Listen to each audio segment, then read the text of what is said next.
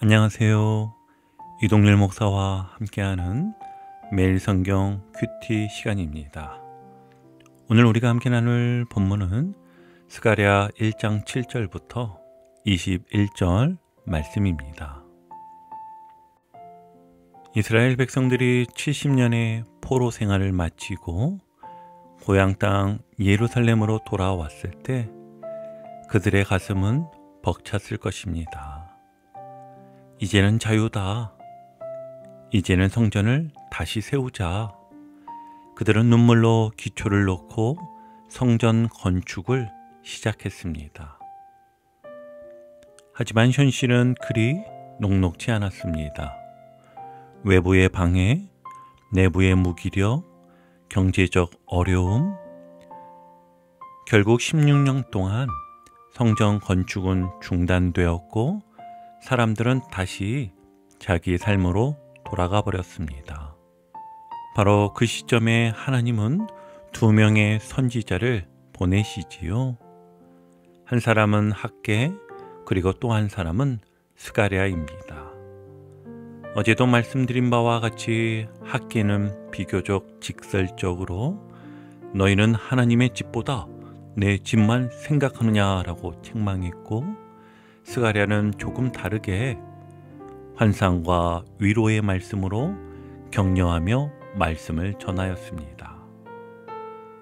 그리고 오늘 본문은 그 스가랴가 하룻밤 사이에 받은 8개의 환상 중 2개의 환상이지요. 그 시점은 다리오 왕 제2년 스바달 24일로 성전 기초가 다시 놓인 지 약 2달 뒤였습니다. 여러분, 하나님께서 스가랴에게 환상을 통해 무엇을 말씀하셨을까요? 그리고 그 메시지는 오늘 우리에게 어떤 의미일까요? 자, 그럼 오늘도 다른 때와 동일하게 본문을 3단락으로 나누어 한 단락씩 자세히 살펴보도록 하겠습니다.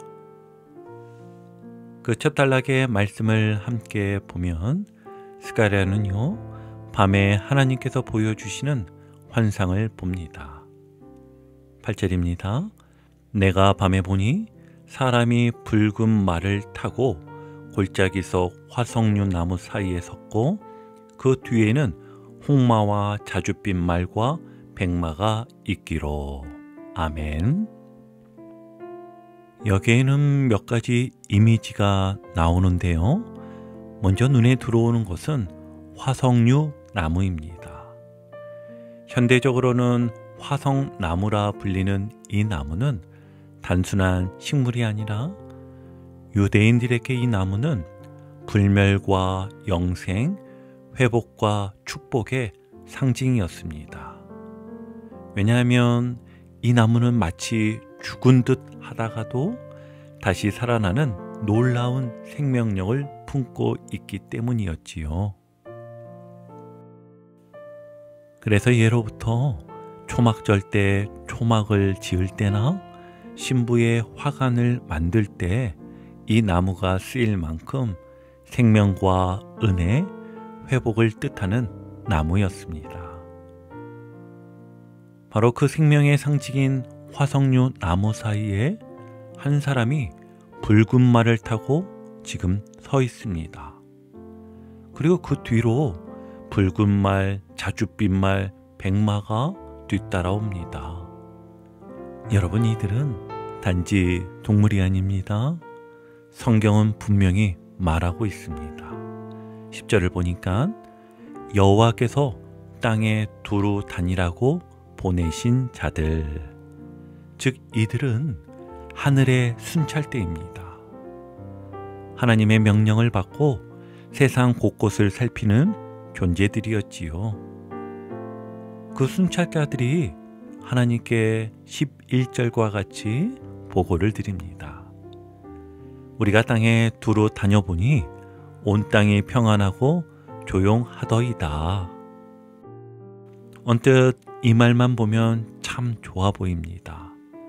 세상이 평안하고 조용하대요. 어찌 보면 안도의 한숨이 나올 수도 있습니다. 그러나 하나님의 반응은 완전히 달랐습니다. 왜일까요? 이스라엘 백성은 여전히 성전이 무너진 채 재건 중입니다. 하나님의 백성은 아직 고난 속에 있고 회복은 완성되지 않았습니다. 그런데 그런 상황 속에서 세상은 평온하기만 하다. 이것이 바로 하나님의 진노의 이유였습니다. 천사는 이제 12절과 같이 이렇게 탄식하며 기도합니다. 여호와여, 언제까지 예루살렘과 유다 성읍들을 불쌍히 여기지 아니하시려 하나이까? 이를 노하신 지 70년이 되었나이다. 이 말은 하나님의 침묵에 대한 아픔의 고백입니다.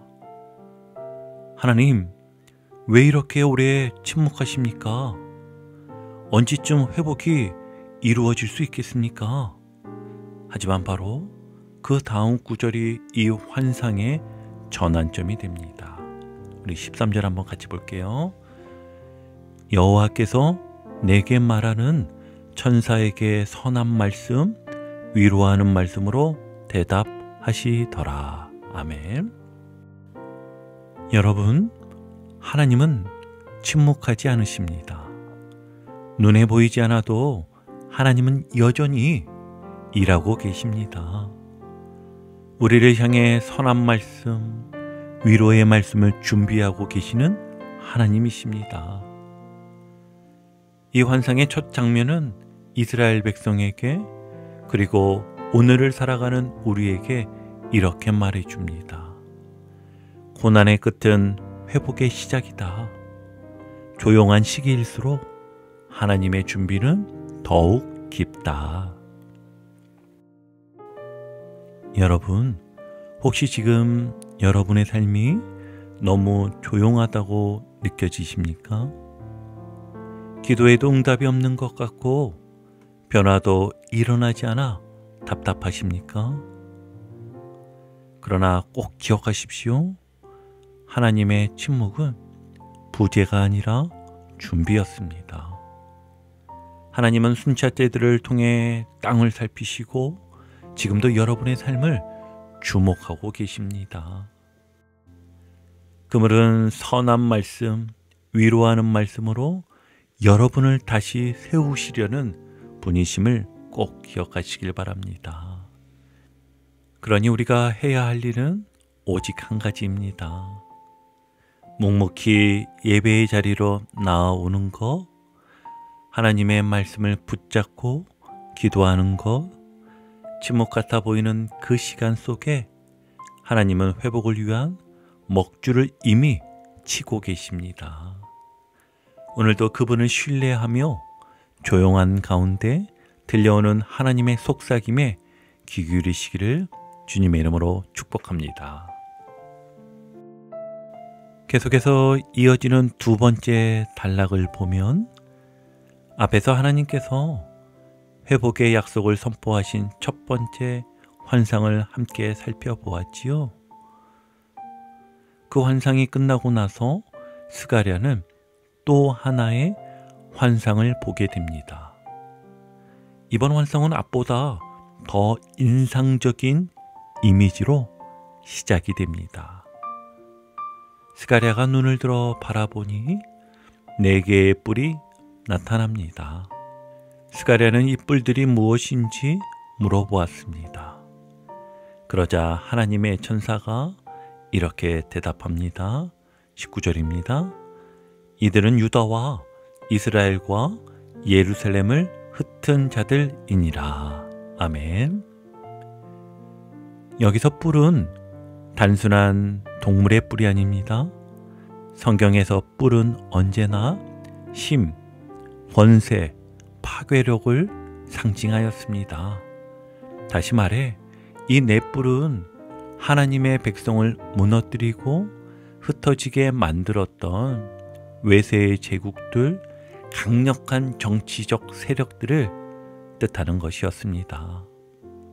구체적으로는 북이스라엘을 무너뜨린 아수르, 남유다를 멸망시킨 바벨론, 그리고 그 뒤를 이은 메대와 바사 같은 나라들을 떠올릴 수 있겠지요. 이스라엘 백성에게 이 이름들은 사실 생각만 해도 가슴이 철렁 내려앉는 두려운 존재들이었습니다. 그 뿔들 때문에 이스라엘은 고향을 잃었고 성전을 잃었고 삶의 터전을 잃었기 때문이었습니다. 그런데 하나님께서는 그 뿔들을 그대로 두지 않으십니다. 계속해서 본문을 보시면 이번에는 또 다른 4명의 인물들이 등장합니다. 누가 등장하였지요? 네, 바로 대장장이들입니다. 스가랴는 의아해하며 다시 묻습니다. 이들이 무엇을 하러 왔습니까? 그러자 천사는 이렇게 답해 줍니다. 21절입니다.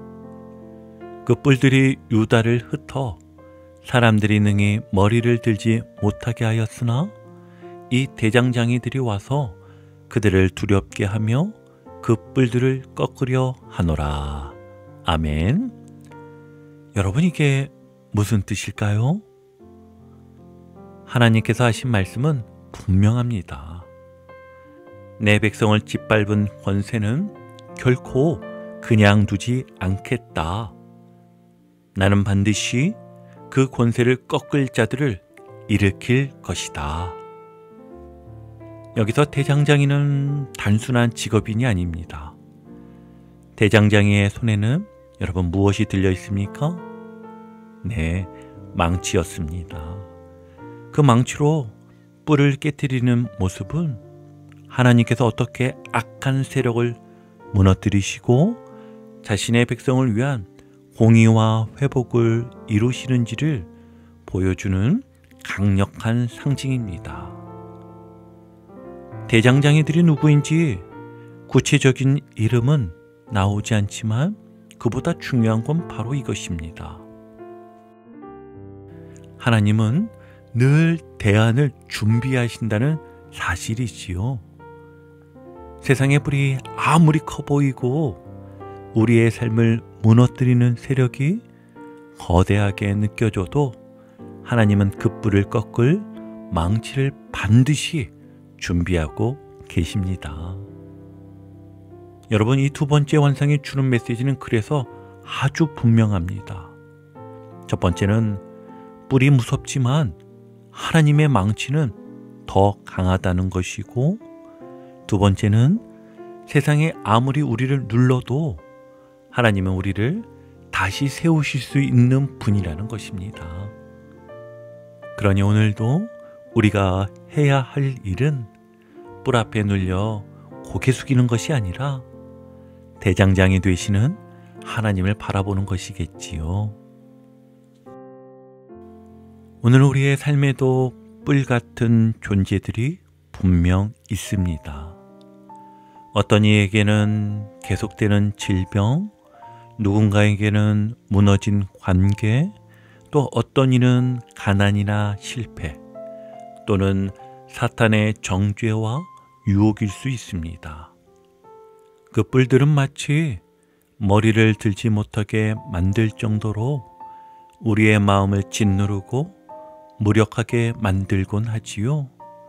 하지만 오늘 말씀은 분명하게 전하였습니다. 하나님은 그 뿔들을 꺾으실 대장장이들을 이미 준비하고 계시다는 것을요. 그 대장장이는 우리를 대신하여 싸우시는 예수 그리스도시고, 또한 오늘 그분의 뜻에 순종하는 하나님의 사람들이 될 수도 있습니다. 하나님은 그분의 도구를 통해 반드시 회복을 이루십니다. 그러니 우리가 해야 할 일은 그 뿔에 눌려 무기력하게 엎드리는 것이 아니라 하나님을 바라보며 그분의 대장장이가 우리 삶에 들어오시도록 기도하는 것입니다. 그리고 우리가 그 하나님의 망치를 들 수 있다면 불의 앞에 침묵하지 않고 우리 안에 작동하는 두려움과 죄의 세력을 믿음으로 꺾으며 회복의 도구로 쓰임받기를 소망하는 것입니다. 여러분, 오늘 하루 뿔 앞에 주눅들지 말고 대장장이 되시는 하나님을 신뢰하며 살아가십시오. 하나님은 결코 당신의 백성을 방치하지 않으십니다. 자, 이제 오늘 본문의 마지막 세 번째 단락입니다. 지금까지는 스가랴가 환상을 통해 본 장면들이었지요. 그런데 이번에는 하나님께서 직접 말씀하시기 시작하십니다.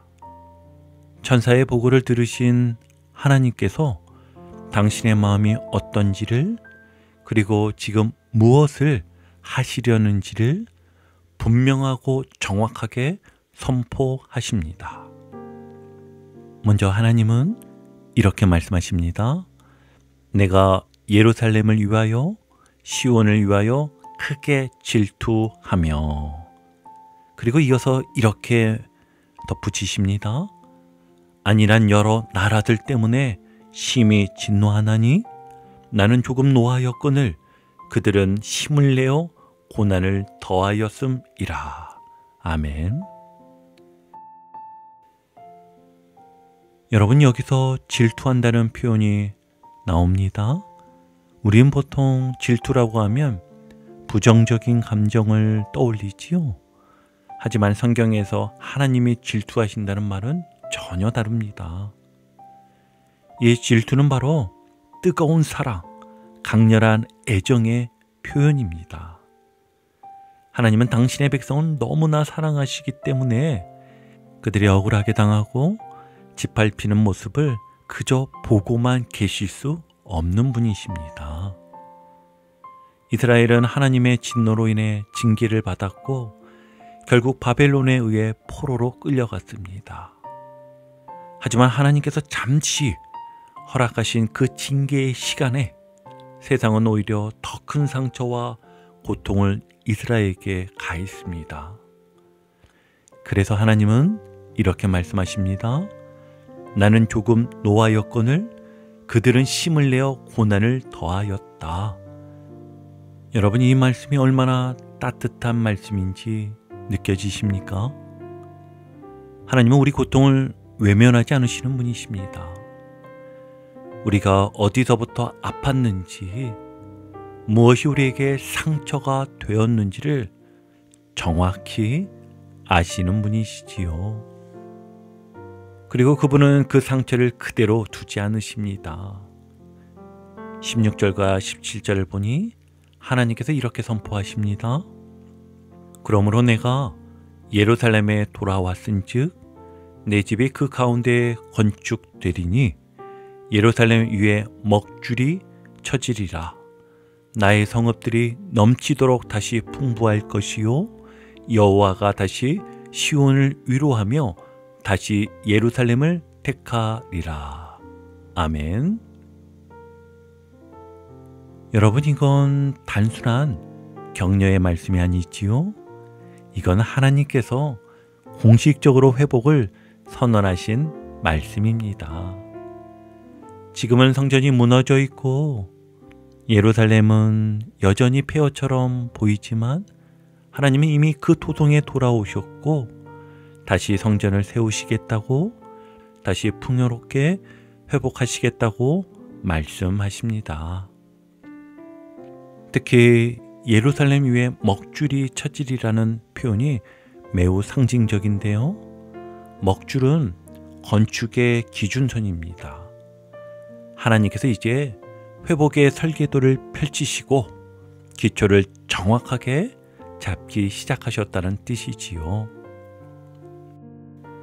여러분, 이렇듯 하나님의 회복은 막연한 위로가 아닙니다. 구체적이고 실제적인 시작입니다. 그리고 그 시작은 하나님의 말씀을 통해 먼저 시작되지요. 하나님은 절대 당신의 백성을 버리시지 않으십니다. 예루살렘은 다시 선택받고 시온은 다시 위로받을 것입니다. 지금은 아무것도 변한 거 없어 보여도 하나님은 이미 일하고 계십니다. 회복은 시작되었습니다. 그리고 그 시작은 바로 오늘 이 말씀을 듣는 우리로부터 시작될 수 있습니다. 하나님이 질투하신다라는 표현, 그것은 바로 당신을 향한 하나님의 강한 사랑이었습니다. 세상은 우리를 쉽게 잊고 때로는 상처 주고 무너뜨리기도 합니다. 하지만 하나님은요, 그 모든 순간을 다 보고 계셨고 당신의 백성을 위해 다시 돌아오신다고, 그리고 다시 세우시겠다고 약속하십니다. 혹시 오늘 내 삶이 무너진 예루살렘처럼 보입니까? 내 마음이 폐허처럼 텅 비어 있습니까? 하나님은 바로 그 자리에 먹줄을 치듯 말씀을 주시고 다시 세워가십니다. 오늘 우리에게 필요한 것은 그 하나님의 약속을 믿고 기다리는 것입니다. 그리고 주님이 회복을 시작하실 그 자리에 믿음으로 함께 서 있는 것이지요. 지금은 아무것도 편한 게 없어 보여도 하나님은 이미 우리 안에 말씀하셨습니다. 내가 돌아왔다. 내 집이 다시 세워질 것이다. 너는 나의 위로를 받을 것이다. 이 말씀을 가슴 깊이 새기고 오늘도 무너진 곳에 다시 일어설 소망을 품으시길 바랍니다. 이제 오늘 큐티를 정리하며 마무리하겠습니다. 오늘 말씀은 하나님께서 당신의 백성을 향해 얼마나 깊은 사랑을 품고 계신지를 보여주었습니다. 세상이 조용해 보여도 하나님은 침묵하지 않으시고 우리의 눈에 보이지 않게 회복을 준비하고 계십니다. 또한 하나님은 질투하시는 하나님이셨습니다. 그분의 질투는 무서움이 아니라 우리를 포기하지 않으시려는 사랑이었습니다. 그리고 뿔 같은 고난 앞에서도 하나님은 반드시 이를 꺾을 대장장이를 일으키시고 우리의 무너진 삶을 다시 세우시는 하나님이십니다. 오늘 하루 그 하나님을 신뢰하며 그분의 회복의 손길에 믿음으로 반응하며 나아가시기를 주님의 이름으로 축복합니다. 오늘도 복음의 기쁨과 확신으로 승리하는 하루 되시길 축복합니다. 함께 해주셔서 감사합니다. 내일 큐티 시간에 다시 뵙겠습니다.